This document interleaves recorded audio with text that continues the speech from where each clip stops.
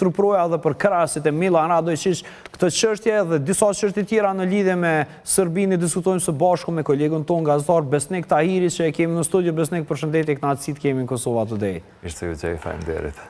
Faleminderit që je këtu. Në fakt një zhvillim i para pak minutash, mbase një ore, ku një person tashmë duket se është i plagosur. Kjo është video e momentit të arrestimit të personit, apo? Po, në fakt kjo është video që e ka nxjerr një deputete e Serbisë në orën 10:30 të ditës. Është edhe momenti të shtënave, kur personi i dyshuar hyn edhe shtihen drejt atyre, pastaj flaka e kap këto tendat që janë para presidencës së Serbisë dhe para kuvendit të Serbisë dhe pastaj... Këta janë njerëzit e Vučićit, që rinë aty për në mbrojtje të Vučićit, apo jo? Kjo është qaci i ashtëquajtëri Qaciland dhe një Qaciland është edhe në parkun përballë atje, parkun e Pionirit, do thot për shkak se parlamenti i Serbisë godina edhe godina e presidencës dolën përballë, mirë po një park që është parku i Pionirit i ndan. Kurse këto tendat janë shtesa e Qacilandit të parkut dhe këto janë ndërtuar, janë qit aty para ma shumë se një muaj. Dhe pse përdoren? Përdorën për shkak të bojnë gjumin dhe kalojnë ditën edhe natën ma shumë se 200 persona të cilët janë mburoj fizike e Vučićit. Pra, është sulmuar mburoja fizike e Vučićit sot në Beograd? Pikërisht, një person është i cili sipas të dhënave të fundit ka qenë ish pjesëtar i BIA-s dhe i cili ka ardhur me një fuqi me benzin dhe thot që ka pas qëllimin që ta djegi këtë Qacilendin dhe po ashtu a i thot që unë ka pas qëllimin që ju të më vresni sepse njësia saj, njësia ma elitare e Serbisë ka ndërhy sot dhe para pak qasësh përfundoi edhe konferenca e presidentit të Serbisë i cili tha që kjo është akti terrorizmit dhe se diçka të tillë si thot ai ka paralajmëruar qyshmati. Në fakt, ka pasur paralajmërime serioze për datën 1 nëntor, por që ndodhë përpara kësaj natyrisht nuk mund ta imagjinonim, sidoqoftë pra thua se është një person që ka shërbyer në BIA. Respektivisht mund të ishte një person që ka përkrahur Vučićin kaluara. Si pas gjasave po, mirë po ky personi thot sepse tash propaganda e pushtetit në Serbi është e jashtëzakonshme, do thot vetëm gati gjysmë ore pasi që është arrestuar, të gjitha pamjet janë prezentohen në një konferencë të jashtëzakonshme të Vučićit dhe duke u marrë në pyetje personit dyshuar. A mund të jetë ky një akt i BIA-s serbe për të ndryshuar rrjedhën se si përshkon politika brendshme? Kjo është si opsion shumë i mundur, mirë po kjo duket se e ka zënë befasi të gjithë, për shkak se gjithë deputetët opozitar të cilët e kundërshtojnë këtë Qacilendin në Serbi, kanë dalë në dritaret e kuvendit dhe kanë xhiruar për shkak se kjo është zhvillim dramatik, do thotë të shtëna me armë, konflikti armatosur pranë kuvendit dhe natyrisht njësitë të saj të cilët kanë ndërhyer me një e kanë arrestuar personën në fjalë, e kanë xhiruar krejt marrën në pyetje pikërisht aty ku është i shtriraj për toke, është duke u marrë në pyetje nga njëri nga policët, kurse personi i armatosur, shive aty si e ngrehin zhag, po, e ngrehin zhag dhe e qesin në një pjesë tjetër ku e marrë në pyetje.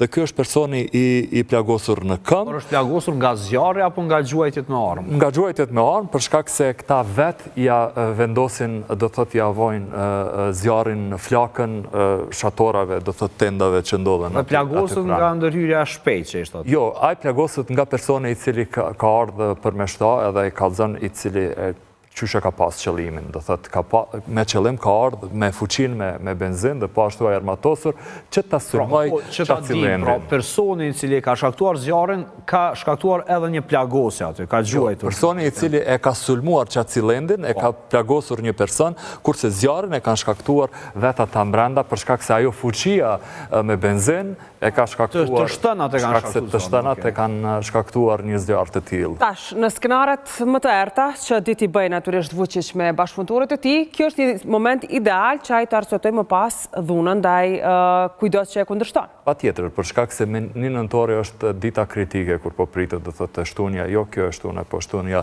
e ardhshme dhe dokumentet tash edhe të reja që vijnë prej Moskës, që nuk janë bërë publike, tregojnë se vërtet do të ndodhë sipas tyre, do të ndodhë një revolucion me ngjyrë ashtu siç ka ndodhur në Ukrainë vitin 2014, kur ukrainasit e rrëzuan nga pushteti presidentin e tyre pro-rus, dhe është shumë indikative për shkak se Vučići sot nuk ka shku në Londër në takimin e Ballkanit Perëndimor. Po thuaj se procesin e Berlinit ky asnjëherë nuk ja ka huq, veç kur ka pas krizat të mëdha. Po do duhet dje të ishte atje? Do duhet të ishte dje dhe do duhet të ishte sot, mirë po e ka dërguar atë kupullën e tij politike. Dhe mos vallë është kjo një skenari përgatitur nga vetë ai që përpara 1 nëntorit të merr masat e të mos ndodhë rrëzimi i tij? Në patjetër, për shkak se këto ka indikacione që është e përkatitur, mirë po duket se... S'ka pasoja fatale. Zjarë në një material sensitiv si që është azëm një tent. Pikrish, për shkak se ata kanë ikur nga Qacilendi gjatë ditës, do të kanë dalur jashtë tendave, dhe kjo është duket pak e inskenuar, mirë po ndërhyrja e këtyre saj e ka prish pak a shumë edhe sistemin për shkak se këta kanë qëndruar mrapa kuvendit të Serbisë. A është kjo një tregues që realisht me 1 nëntor pritet një ndërhyrje e forcave të rendit më brutale mbase? Është me patjetër tregues më i madh se çka mund t'ju ndodhë njerëzve të cilët mund të tentojnë që me 1 nëntor në protestën e madhe të Novi Sadit do të mundoheshin mbase me skenar që ta rrezonin nga pushteti nomenklaturën e tanishme politike në Beograd, dhe kjo është si prelud e asaj që ka mund të ndodhë të shtunën, jo këtë shtunë që vjen, por të shtunën 2 javë, ku pritet një prej protestave më të mëdha ndonjëherë në Serbi, dhe ku pushteti po bëhet gati që ta bëj përballjen, shumë prej tyre thonë, përballjen përfundimtare me studentët. Cili është kjo në fakt skenari më i errët? Nëse është përballja përfundimtare, në çfarë forme do të bëj student nga ty? Po është ideja e arrestimeve masive, po ashtu edhe përdorjes së shkallës së 3 të dhunës, për shkak se deri tash policia e Serbisë, pikërisht këto njësi që janë këto saj, që po e ngrehin atë personin zvarr atje, i cili e ka bërë atentatin, dyshohet se e ka bërë, e pranoi edhe në video, deri tash e kanë përdorur shkallën e parë të ndërhyrjes, edhe shkallën e dytë e kanë përdorur njëherë, mirë po shkallën e tretë, brutalitetin e vërtet, pritet që ta tregojnë me 1 nëntor në rast se këta vërtet janë të bindur që mund të ketë efekte për pushtetin në Serbi. Shkalla e tretë është ndërhyrje brutale edhe arrestime masive. Përdorja e armëve po ashtu, për shkak se është përdorur arma njëherë nga bia që ishte në Novi Sad, jo, arma e vërtet është përdorur, dhe mundet me ndodhë që me 1 nëntor të jetë, sepse kur aktivizohet shkalla e tretë e ndërhyrjes, atëherë policët dhe njësitë speciale kanë të drejtë i përdorin edhe armë. U tha nuk e di nëse është vërtetuar nga ekspertët rusë që ardhën të shojnë nëse janë përdorur edhe topat e zërit në protesta, por a do thotë që në shkallën e tretë mund të përdorin edhe topat e zërit edhe gjëra të tilla? Absolutisht, sepse shkalla e tretë i lejon policët dhe njësitë speciale dhe mbrojtjet e afërt që të përdorin armët. Për vetë mbrojtje. Në nëntor mund të kemi luftë civile në Serbi? Po, elementet të luftës civile në Serbi i keme që 1 vjet, sidomos gjatë verës, ato përleshjet, përdorimi i armëve në Novi Sad e kështu me radhë, janë elementet të cilat ndodhin, dhe OKB-ja thotë që Serbia po e rrem botën, për ndryshe sepse si pas raporteve të OKB-s është përdorur topi me zë me 15 mars në protestën masive. Kurse rusët thonë që jo normal që nuk është përdorur. Hipotetikisht, pra e treguam se mund të jetë i skenim edhe i vetë Vučić dhe i treguat për çfarë arsye mund të jetë skenimi Vučić. Por a presni që të kemi skenime të tilla ose më mirë themi ngjarje të tilla deri me datën e nëntor?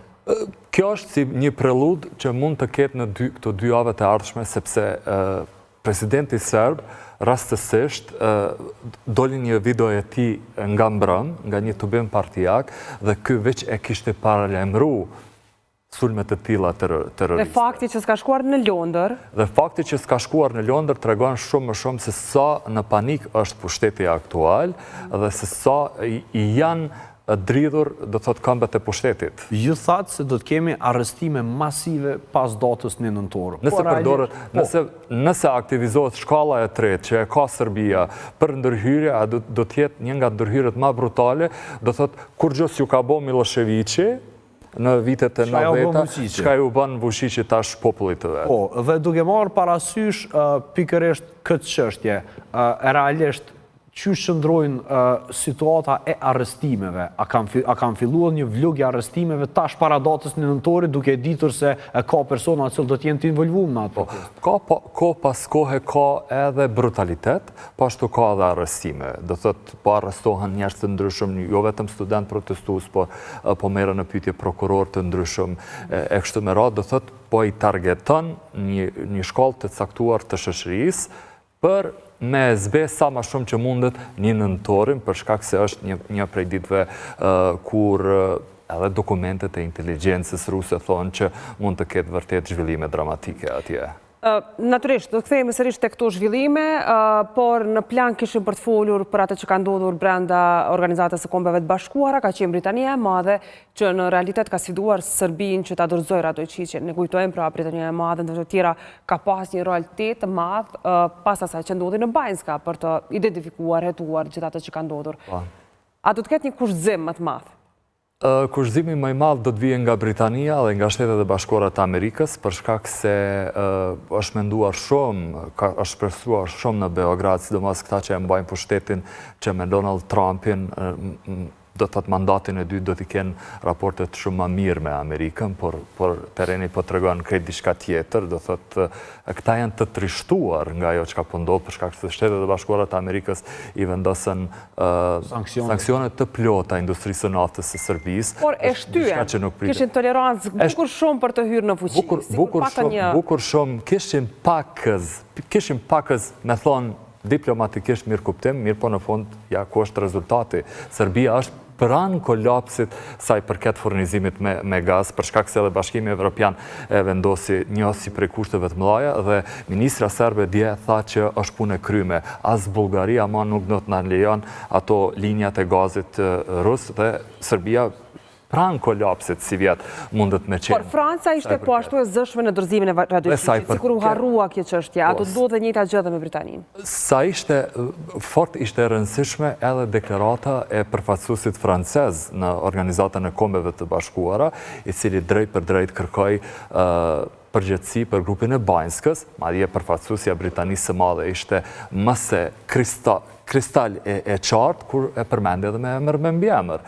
Tha organizatorët e grupit, pjesëmarrësit e grupit dhe sidomos Milan Radojčićin, do thotë zoja që përfaqëson Britaninë e Madhe në OKB, kurse edhe Shtetet e Bashkuara të Amerikës ishin mjaft të zëshme, duke ju bërë të qartë botës se në Kosovë nuk ka krizë të sigurisë dhe se UNMIK-u nuk ka ma çka lyp në mision këtu. Por krizat e tilla, sikur ajo që apo mbretëron aktualisht në Serbi, kanë ditur të binë edhe vrasje dhe eliminime politike. Dhe tani në këtë moment që ndodhemi, gjithmonë po flas për momentin nga sot deri para datës 1 nëntor, duke ditur fatin e Sandulovicit dhe të tillëve, pra kundërshtarëve të Vučićit. Prete që mund të ketë eliminime fizike, politike të oponentëve të Vučićit? Nuk do të merret ky me këtë punë për shkak se ka elemente tjera më të rëndësishme, se qysh është plani për shtypjen një herë për gjithmonë të kësaj revoltës së madhe studentore. Ka dalë ka ndonjë ide se si do të jetë ky plan? Po, si të aktivizohet ai treshi që e përmenda disa herë dhe po ashtu si... Ja liron duar me fjalë të tjera për të bërë çfarë të don. Si te kiti në mbrojtje të Vučićit ma shumë se 200 veta të cilat prej shkurtit i ka organizuar si grup paramilitar Milan Radojčić dhe ata po merren me, do thot, sigurinë e tij fizike. Çdo hap që po e bën, do thot, nuk ka tjetër metodë se sa kjo që ti shtyp studentët dhe të arrit deri në vitin 2027 kur i përfundon mandati, që të mos jetë i rrezikuar më.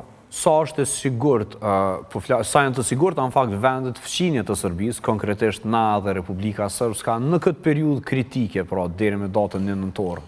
E ki fjallën për Bosnjë-Hercegovinë, për shkak se Republika Srpska është, do thot, Bosnjë-Hercegovinë... Është rrezikuar fare. Është rrezikuar fare, pikërisht.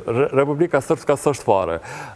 Një diçka shumë indikative, sot që e përmendi në konferencë, para pak minutash i përmendi klanet mafioze të Malit të Zi. Do thot, Vučići gjëtëqysh në këto krizat të mëdha që mbretërojnë në shtetin e tij, don t'i fusë 4 shtete. Ekskluzivisht Kosovën, Kroacinë, Malin e Zi tek tuk Bosnjë-Hercegovinë. Por Mali Zi, si pas analistëve ndërkombëtar, është më i rrezikuar në këtë kuptim. Pikërisht, në këtë kuptim, për shkak se elementi serbo-madh në Malë të Zi është shumë më i madh dhe përkraja për të ashtëquajtur rëmbota serbe në Malë të Zi është pothuajse e njëjtë sikurse në Serbi. Prandaj Bashkimi Evropian po ecën me hapa super të shpejt që Malin e Zi ta fusë në BE të paktën deri në vitin 2028 dhe ta bën antarën e 28, përderisa e kemi në anën tjetër Shqipërinë e cila po shkëlqen në këtë raport dhe e cila Pa pas nevojë të kishte kërcim nga Serbia. Kur ne kemi këtë kërcim dhe nuk kemi arritur as Banjskës të shkojmë deri në fund. Pikërisht, edhe kryeministri Rama bëri mirë dje në Londër kur tha që Kosova nuk ka aspirata territoriale dhe nuk ka probleme territoriale me asnjë shtet. Do thotë, e bëri një thirrje shumë të mirë edhe të rëndësishme që e bënën edhe britanikët në Organizatën e Kombeve të Bashkuara, kur e ftuan 5 shtetet e Bashkimit Evropian dhe shtetet tjera që nuk e kanë bërë një gjë të tillë, ta njohin Kosovën shtet të pavarur dhe sovran sa më shpejt që është e mundur, sepse sipas tyre kjo i kontribuan me të madhe sigurisë dhe stabilitetit në Ballkan dhe në Evropë. Saktë, kur jemi tek deklaratat e Ramës raport me Kosovën, në ihona politike kishte thënë se Kosova bën mirë që të merret me punët e saj dhe jo me Serbinë, dhe këtë e tha në fakt edhe në Londër. Po, ishte shumë e rëndësishme, do thot, edhe ato kur e intervistove ti dhe po ashtu edhe mbrëm në Londër, tha që hiqeni nga arena politike e ides raporteve Republika Kosovës, Bashkimi Evropian nuk duhet si pas Ramës me qëndru Serbia në mes, për shkak se Kosova duhet t'i plotësoj gjitha ato kushtet edhe zotimet që Kurti i ka marrë me marrëveshjet e Ohrit dhe të Brukselit, dhe më pas të ecë rrugën e saj drejt BE-s. Mirë, Besnik, në fakt shumë tema për t'i folur, megjithatë do të ndodhë një skenar kur të zëm ti sa po na the që njerëzit e Radojčić bashkë me Radojčić hap për hap kujdesen për sigurinë e Vučićit. Dhe çka nëse në një skenar si çdi ky ti bëj mirë, kjo po vërtetohet me faktin që s'ka shkuar në Londër, ai pranon ta tërzoj Radojčićin për faktin për shpëtuar veten. Kjo është, e kam thënë edhe një herë pikërisht te ju në emision, mendoj që Vučići jep dorëheqje edhe zhduket prej skenës politike, por Radojčići nuk e dorëzon. A që fuqishëm është? Sistemi i tij nuk e dorëzon. Se çka ka ndodhur dhe çfarë fuqie politike dhe ekonomike ka marrë grupa e tij, edhe e Zvonko dhe Zdravko Veselinović, vëllezërve të famkeq nga Zveçani, do thotë kjo i bën që Vučići e jap pushtetin, por nuk e dorëzon Milanin. Çfarë do të ndodhë me datën 1 nëntor? Sipas informatave që ju i keni edhe gjithashtu një opinion tuaj ndua të marrë.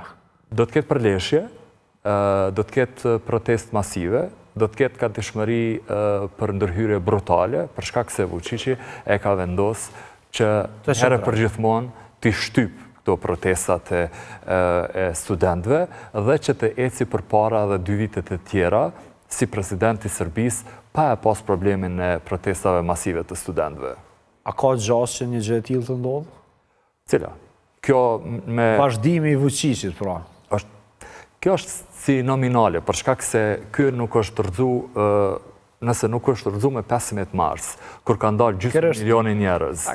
Atëherë nuk rrëzohet ndonjëherë tjetër, për shkak se metoda e shtypjes është ekselente. Me 15 mars, kur kam folë krejt për, kur do duhet të falnin të gjithë për gjysmë milioni njerëz në rrugë, kanë folë, këtë bota ka folë për topin me zë. Do thëtë, këto janë metoda që veç bija serbe din t'i bëjë. Dhe është shumë e çuditshme, Besnik, si në një situatë pothuajse një vjeçare, më korrigjon nëse jam gabim, pothuajse po bëhet 1 vjet nga kjo situatë që është me gjithë këto protesta. Po, në nëntor të 2024. Pra në nëntor bëhet 1 vjet nga këto protesta, kaq të mëdha që nuk të shkon në mend si arrin një burgshtetas ti mbjetoj këtyre protestave. Në një situatë normale s'do të mbjeton të askush. Pikërisht, madje një raport gjerman thotë që një raport i brendshëm gjerman ka thënë që është para parë që këtë verë të rëzohet nga pushteti, mirë po metodat që i ka përdor në kundërshtim të protestave dhe shtypjes së protestave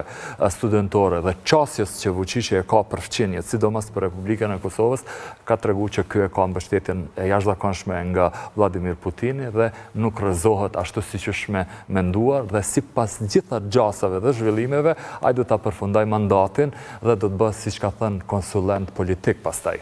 Pra, përfundimisht është me Putinin, sepse kishim disa dyshime në mes të miqësisë dhe në mes të vazhdimit të praktikave të punës. Nuk ka dilema. Në takimin në New York që e ka pasur presidenti i Serbisë me sekretarin amerikan të shtetit Marco Rubio, Rubio i thot në fytyrë, ju jeni lodra e Putinit në Ballkanin Perëndimor dhe ju njohim shumë mirë, prandaj menjëherë do të hynë në fuqi edhe sankcionet për nisin, edhe qasja e ndryshe amerikane, për shkak se mos të harrojmë që Vučići nuk shkoj në takimin tradicional që Trumpi e organizoi për gjithë presidentët dhe presidentet e botës. Mar-a-Lago. Ishte në New York në kuadër të Asamblesë së Përgjithshme të OKB. Se në Mar-a-Lago u kthye me pretendimet që ka qenë smurës, se kuptuam kur asnjëherë se për çka vuante. Besnik Tahirit, faleminderit shumë që i shektor natyrisht për të na dhënë gjitha detajet e këtyre zhvillimeve. Deri në një nëntor presim çka ndodh. Faleminderit.